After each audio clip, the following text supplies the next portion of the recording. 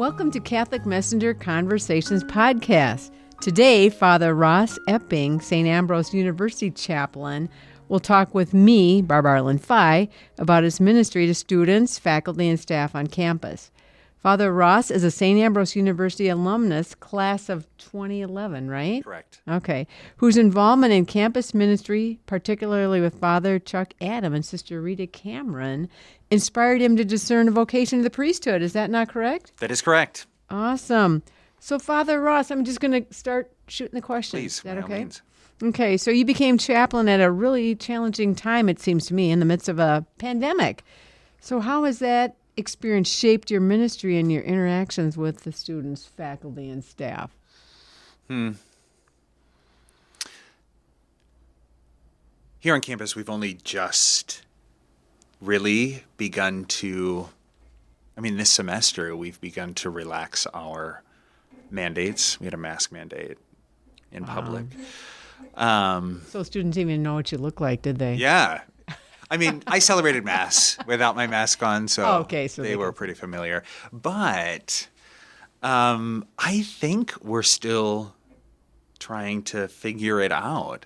I am certainly trying to figure it out still. Being a pastor, I was a pastor at the time that the pandemic hit. Oh, that's right. And I was not, I wasn't anywhere close to here, 2.5 hours away in Grinnell. And since then, the pandemic has continued. We haven't really had like a nice, substantial ease away from it. Yeah. I think last year there was some like sparkle of hope. Yeah. And then it was robbed pretty darn quickly. And so I certainly have not had good, healthy, ample time to reflect on just how great of an impact the pandemic has had on me, like personally and spiritually. But it certainly has. It certainly has impacted and affected each of us. Oh, yeah. In huge ways. And whether we see those ways or not, I think right now, like today, we are all just simply rejoicing in the fact that we can enjoy each other's company and see each other for who we are and what we look like, and not have that sort of creeping, scary burden of the pandemic always right behind our backs. So it's the simple things you appreciate, isn't it? Yeah, absolutely. Not having to wear a mask. Yeah, not having to wear a mask and just simply lounging in one of the lounges in the lower chapel and just hanging out with students and not having to worry about putting a mask on or making sure a mask is on and not having to worry about the length of time that we spend together. Oh, yeah. It's just we're able to breathe easier and just relax a little bit better into each other's company. Oh, that's great. So it allows for better encounters. Yeah, much better, or much easier, a much easier pathway to building relationships. There's no longer just the barriers, which, listen, I totally respect and understand, why we have to take those measures, right? To protect each other and ourselves and our loved ones. But now that we're on the other side of it, so it seems, so my prayer is, you certainly begin to realize those aspects of life that you so sorely missed before the pandemic or took for granted maybe. So what matters most to the students today who are involved in campus ministry, and how does that compare with your experience as a student on campus? It's not been that long ago, but... it's a good question, though, because it hasn't... I graduated in 2011, so it hasn't been that long. Yeah. And yet the entire face of the generation has changed, right? So when I was a student, we lived and learned and encountered each other in vastly different ways than the students do today. Really? Can you give me an example? Social media, right? So when I was a student, like instant messenger, like AIM was still a thing. And Facebook was probably the largest, not probably, it was the largest social media platform. Now, today, they have TikTok and Instagram and Snapchat, which are like the powerhouses of the way in which they now encounter each other. Wow. And those are certainly areas that I know well, that I'm familiar with, but have not really spent a lot of time utilizing in my ministry as a priest. So you're not dancing the liturgy on absolutely TikTok, not. No, right? absolutely not. I don't even no. Campus Ministries does not have a TikTok. But encountering them, the students, with where they're at in their use of social media, I thought would be a lot more difficult than it has been. And I think one of the shifts or one of the changes that I've seen is that as the pandemic continues to recede and as the mandates loosen, and we have that sort of freedom to encounter as we have encountered before, it's been a really nice, easy transition into personal relationships. For so long, 2.5 years of a pandemic, we were only strictly encountering each other online. Online, yeah. And now that we don't have to, it's nice to see that we aren't all the time. We are taking the time to encounter each other in person. So there is certainly some large shifts in the generation that I grew up in when I was in college and this one. So it's interesting, though social media is a big deal for young people and older people too. Sure. But the pandemic, it seems like, is even young people, it's like, hey, I want some in-person time, right? Yeah. Well, I think what the pandemic did really well is highlight those maybe pieces of ourselves that we like to keep hidden away. Oh. Our insecurities and our anxieties and our stresses. And in the pandemic, or because of the pandemic, we were forced to face them. Yeah. And we realized that we just maybe don't have the strength within ourselves to face them alone. And so now that that pandemic is receding, we kind of feel like urged or moved or ushered into maybe just forming better, healthier relationships with each other, so that when faced again with the reality of our stresses and our anxieties, we don't have to face them alone. Right. So yes, I would say that social media today plays a much more integrated, deeper role in their lives and in like my ministry to them.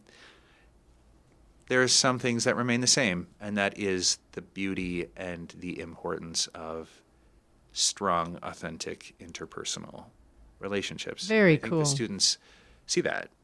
I know they see that. And that's sort of timeless, isn't it? Exactly. Wow. Exactly, yeah, right? It's the way in which Christ encountered his disciples and anyone he came across. Oh, that's cool. So what matters most to the students? I mean, what do you see as being important to them? How do you reach out to them and encourage them to get involved in campus ministry? What seems important to them? What do they care about the most?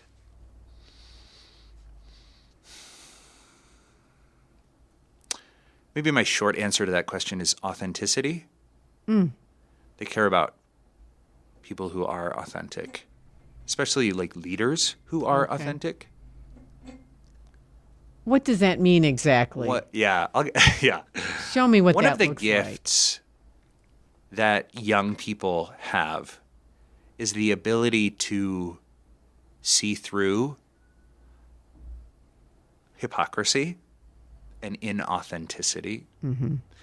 And so if I am standing up and just kind of talking in church platitudes and whatnot without really having any sort of deep feeling or love or desire to encounter them, then they're not going to care at all what I have to say. And they shouldn't care what I have to say if that's the way in which I approach them in my ministry. And so that is something that they care deeply about, is leaders or people who are real and authentic and don't hide behind titles and power and authority, but are approachable and real and care about who they are. And make time to listen to them? Yes. Yeah, absolutely. Absolutely. I mean, is that the most important thing of authenticity, is listening? No? Maybe. I certainly wouldn't take it, I wouldn't remove it from that definition. However, maybe authenticity is, in a bigger way, knowing yourself, like me knowing myself, and not pretending to hold more authority than I have or more power than I have. And the authority or the power that I do have, holding it very humbly and very gently. Mm-hmm. I think in the church as a whole, we have seen what happens when we as priests do not hold that authority well. Abuse and clericalism abounds. And that's something that people despise, and they ought to. And so holding that authority gently and humbly, and taking my ministry and using it or living it to encounter the student, to know who they are, know their name, and what they love and what they are passionate about. That is the mark of a good leader. And that takes time. Absolutely it does, right? So the second part of your question, like what do they want and how do we, as campus ministry, help them to encounter Christ and encounter service? That takes a lot of time. I don't know all of the student body. I don't know all of the faculty and staff, right? I've only been here 8 months. And so also recognizing my limitations and knowing that I need the space and the time to get to know or relearn the culture of St. Ambrose and how our mission permeates just all of the facets of the university.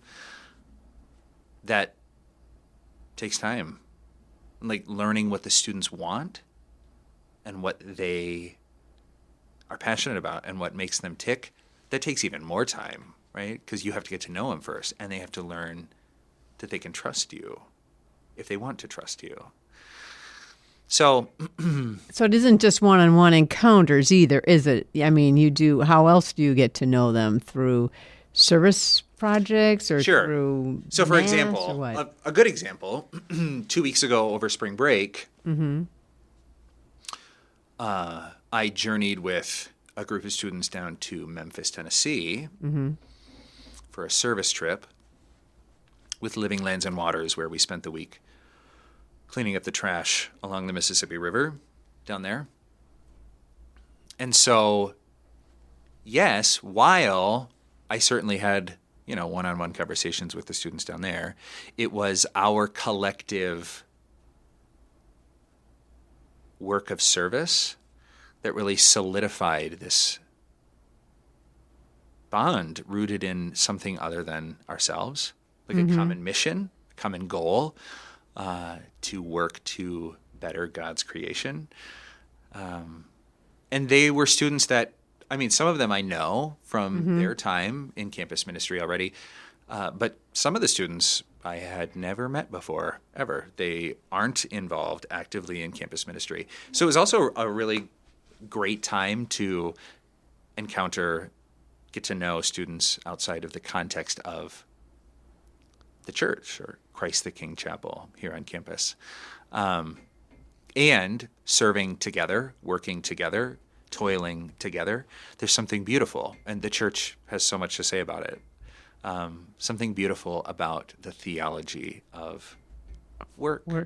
And did you have any glitches? Because it seems to me theology also involves when things get really messed up or messy, or like you get frustrated, or it's like it's too cold, or I don't like the food. Or... Certainly, right? Because it was hard work. It wasn't like what I do every day when I have to sit in my office and answer emails and do pithy administrative work, which is the worst thing, right? Yeah. And so like being able to get out and do hard labor, it was hard, but it was so worth it. What a great experience of community, and what a great experience of like well integrated Catholic social teaching. Oh, that's great. Yeah. Did you find any good finds in the river there? Tons. There was so much crap. There was so much junk, so much toys and lighters and styrofoam cups and fridges and tires. You name it, it was there. You found it. Wow. So how do you reach out to students to encourage their participation? You don't just walk around and knock on students' doors and say, hey, come to campus ministry, come to Mass. What are the things you do to draw them in? I think it's less about me and what I do, and more about us, like as a campus ministry staff, encouraging and journeying with those students who are around us already. One of the gifts of St. Ambrose Campus Ministry is that we have what we call our peer campus ministers. Oh, that's right. And they're students who live in just the various dorms here on campus. And they are like our campus ministry every day, hands and feet. Oh, that's cool. In the lives of the students. They're their peers, right? And so instead of like me doing all of the like work or encountering and bringing people in, right? Now it's a we. Like we get to encounter together, and we get to invite. Cool. So how do you help St. Ambrose students discover and experience their own joy through faith formation? What draws in students? Service activities, retreats, one-on-one, small group conversations, guidance. Is it the peer ministers, or is it something else? Maybe all of those things. Oh, okay. We have to learn and adapt to each and every single person, right? So each of us are our own beings, and with our own passions and our own interests and our own ways of loving and encountering. And so it just really depends on what people, our students, want. I think one of the things that the church does well is like create programs, like kind of like neatly boxed and presented programs. Faith formation programs, right? Religious education programs. And those things like may very well work in different circumstances. But the trap that we often fall into is that we use them sort of like a blanket, like a security blanket. Yeah. Like, oh, like I'm not going to reinvent the wheel because this faith formation program or blah, blah, blah has already been created by the church. I think it's a good idea in theory. It's just that it doesn't work at all in reality because you're just not going to capture people's imagination and attention. And a boxed program isn't an encounter. Right. So really spending the time getting to know what the students want. I mean, one of the realities that I just kind of have been thinking about and praying over is that I am, while chaplain of St. Ambrose University, I am wholly aware that I am coming onto the students' property. Yeah. Right? Like they live here. Yeah. This is their whole life.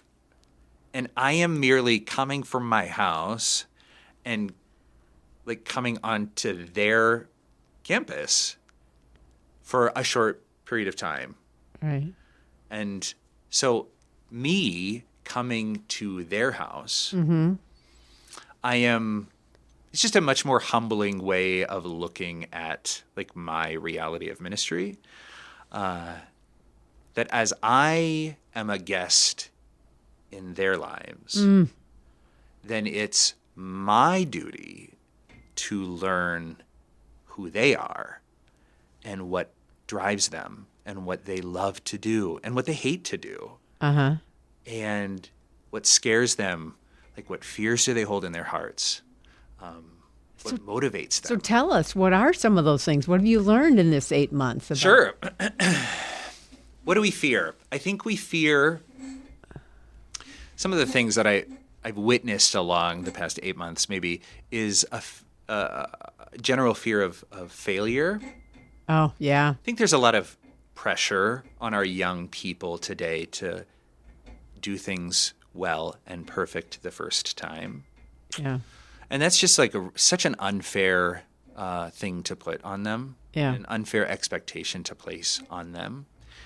Because in our failure, we learn who we are and we learn how to do things better and how more to be whole. And how to be humble, maybe. Yes, and how to grow, right?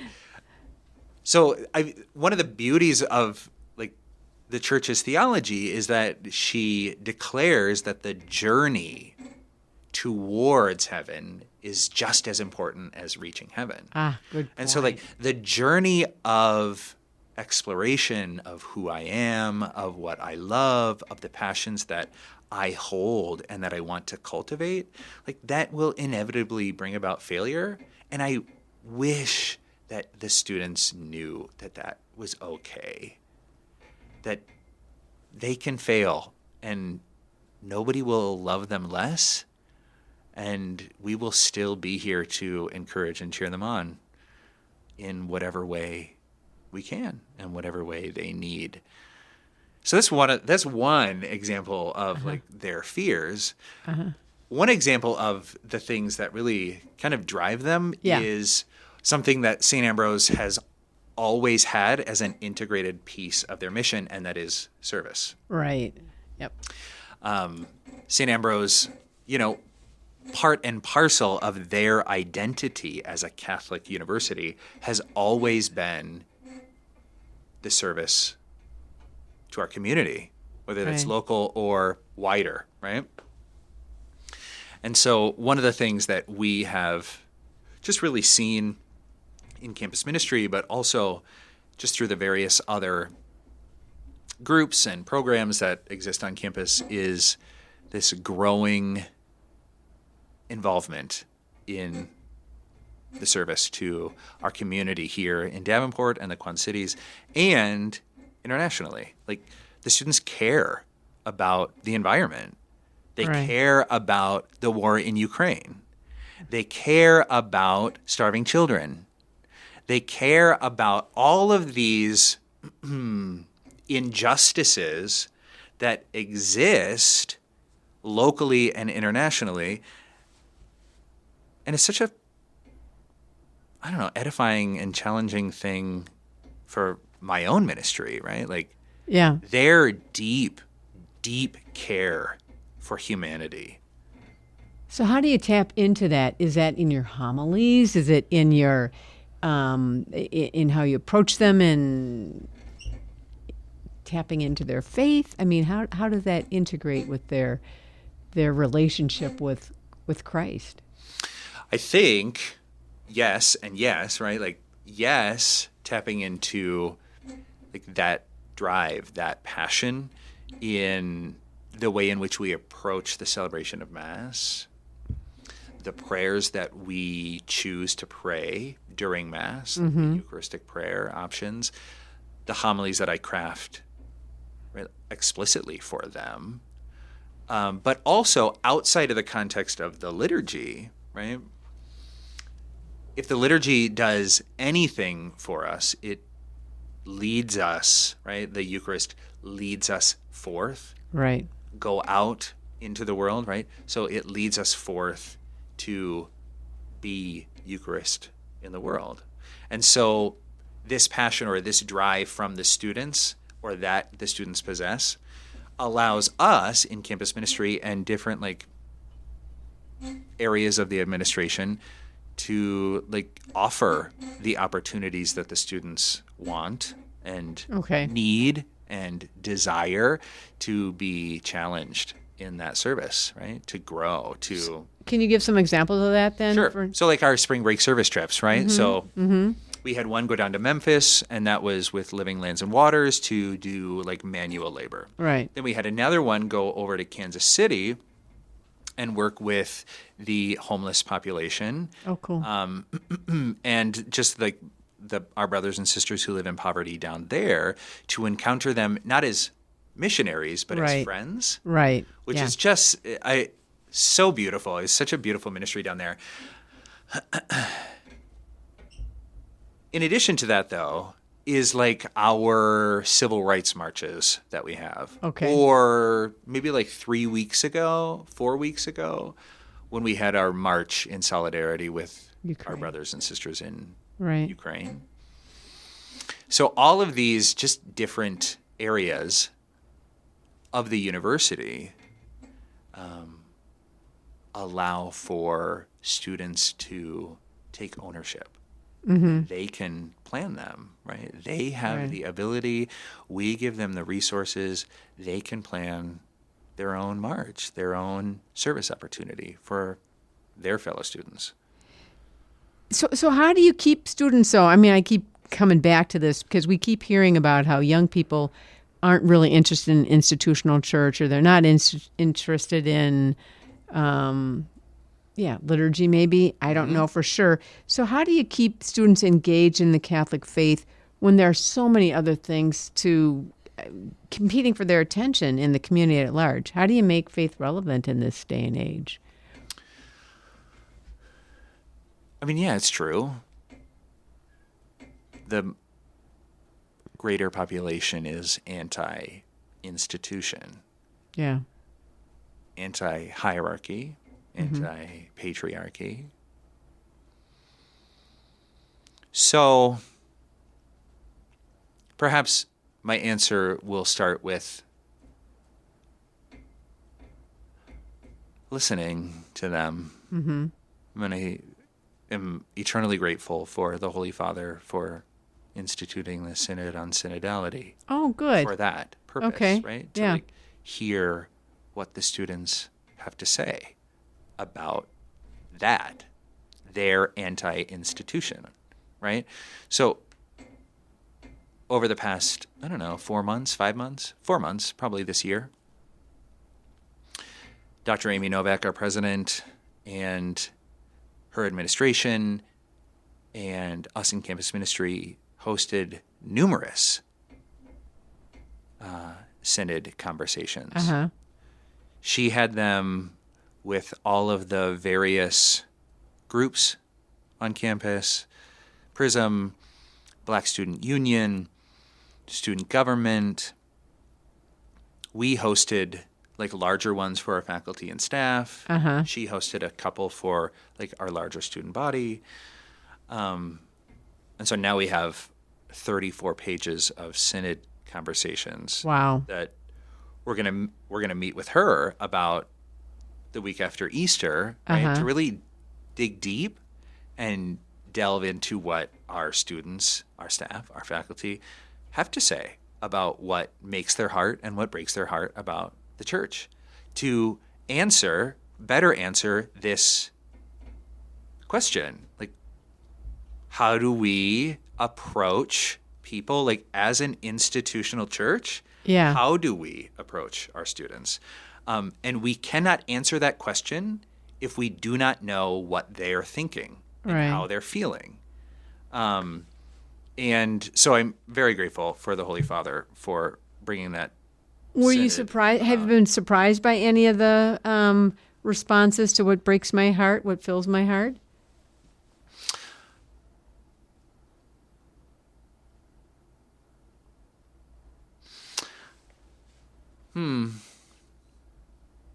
Or what surprised you most, or what? I think what surprised me most was that everyone, whether they were Catholic or atheist, had something to share about what breaks their heart and what makes their heart about the Catholic Church. Oh, that's cool. It wasn't like a sort of maybe what you'd expect. It wasn't like a throwing of all of our grievances. It wasn't. It was such a deeply spiritual, moving experience of conversation. Like, people allowed, our students, our faculty, our staff, allowed themselves to be vulnerable and answer those two questions really from their heart. So what makes their heart? Maybe the most common question that we saw was the embrace of community. That, like, a faith community can be such a, like, deeply rooted family experience. And I think that, like, really lends to, like, our reality of the pandemic, right? That which we yearn for the most is to be known. And I think we saw that a lot in that answer. So they want more of a, like, maybe a small kind of a community that they feel rooted in, maybe? Maybe. I think once we kind of delve deeper into what their answers are, I think maybe we'll be better equipped to answer that question. Okay. I think in, like, the what breaks your heart, there was a lot of, like, exclusion, like the church's exclusion of people, our exclusivity, while at the same time we claim our inclusivity, right? So, like, them not able to kind of see both of those and why the church says, oh, we're so inclusive, and then their lived reality is, wow, you are so exclusive. And fair enough, right? If that's the way that they are experiencing the institutional church, totally fair. And of course, I would say that I wouldn't be surprised that they're rejecting it, right? If that's their experience, that we are so exclusive that there's no home for them. Don't you think part of it has to do with culture, the idea that we're in the world and of the world? I mean, how do we reconcile the idea that, culture changes, the church changes with the times as needed, right? But so how do you mesh the, I don't know, the ephemeral with the eternal, maybe? I think that God has already done that. Okay. I think God has already united heaven and earth together, right? Knit them together, like, as his cross pierced the earth and his blood flowed right into that hole. the two become intimately wedded together. And I'm always hesitant. It's one of my pet peeves of the institutional church, the Catholic Church, that she is quick to blame the culture for problems or for people not coming to church anymore. I got it. Like she, the church, she looks out at the world and she says, y'all are to blame, right? Society is to blame. Culture is to blame. So she points her finger out instead of pointing her finger in and beginning like, okay, so if this is the reality that we're living in, right? This is the culture that we're in the midst of, then how can we better equip ourselves to encounter people where they're at? Where they're at, yeah. Right? Like taking our lead from Jesus' example of encountering the woman at the well, like how can we, given the circumstances, begin to encounter people with where they are? Not saying, look at all these terrible things, the culture is so bad, spewing whatever we want to say, and then never really taking the time to understand the culture, never understand where people are coming from, never understand why we got here, never understand like what people love about the culture and what people love about the church. So again, going back to the synod, I'm appreciative that like we get to start with us, right? Like we're starting with us. We're not starting with the culture here in the synod. We're starting with the church. And we're asking people what their experience of church is, given exactly where they're at, right? We get to meet them exactly where they're at, and they get to share with us from exactly where they are. We're not asking them to change or do anything. We're just listening. Just listening. And you have to take it from there. Yeah. And then, I mean, that's probably the hard part, right? Right. I mean, So there's tough issues like LGBTQ. Absolutely. You know, I mean, that's a big one for people. And the church is really having a struggle with that. Yes. Agreed. So our next step, which will be the hardest step, is now what? Yeah, now right? what? Now what? What do we do? Do we do anything? But I think if Bishop Zinkula has taught me anything in my priesthood, it is a radical openness that the Spirit is alive and well, and the Spirit will direct us exactly where we ought to be. So, it's a big step. A lot of prayer involved in that, isn't it? So much prayer, yeah. And a lot of humility, again. Wow.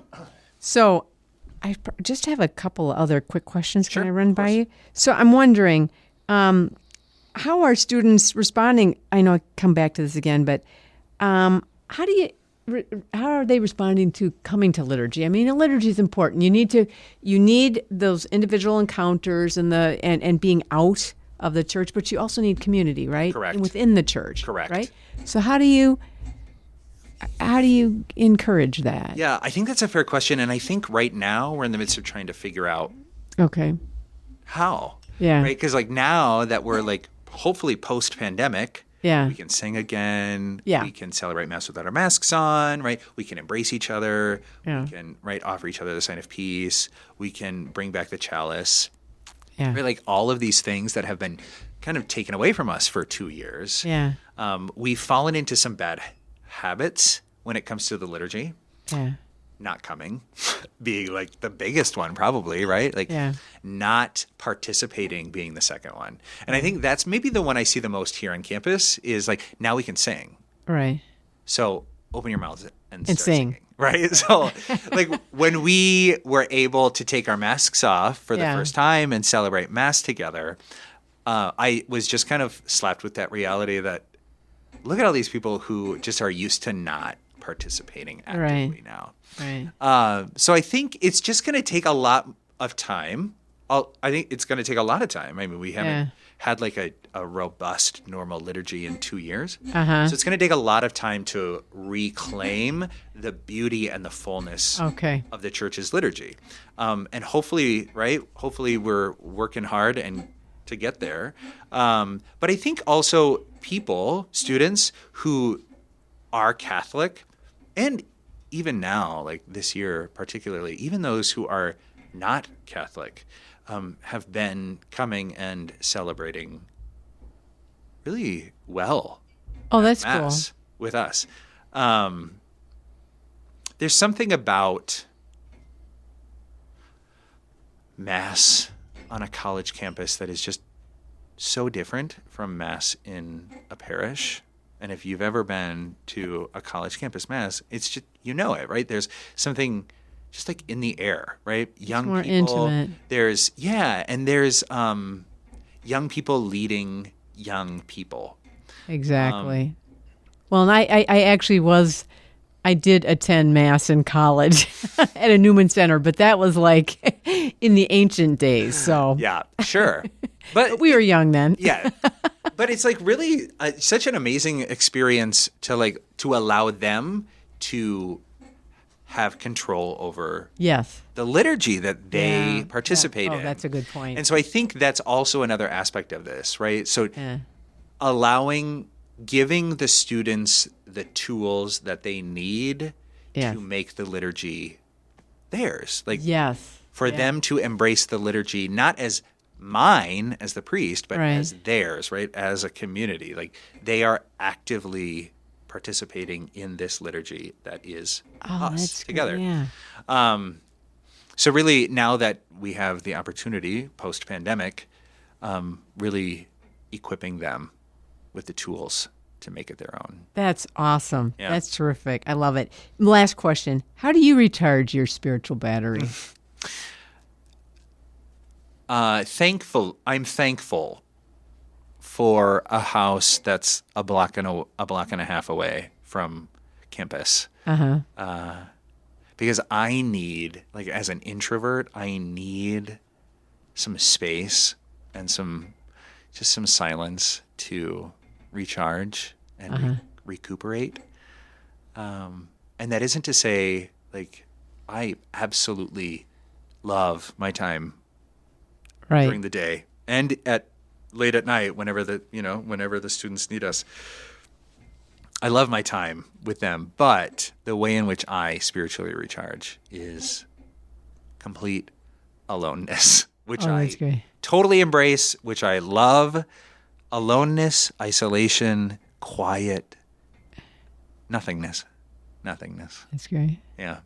Oh, I've enjoyed our conversation. Thank you, Barb. You'll come back, right? Of course. Okay. Of course, yeah, absolutely. You come to campus, so. That's right. Right across the parking lot. I'm here. Well, thank you again. And thank you, Barb. We'll see you next time. Sounds good.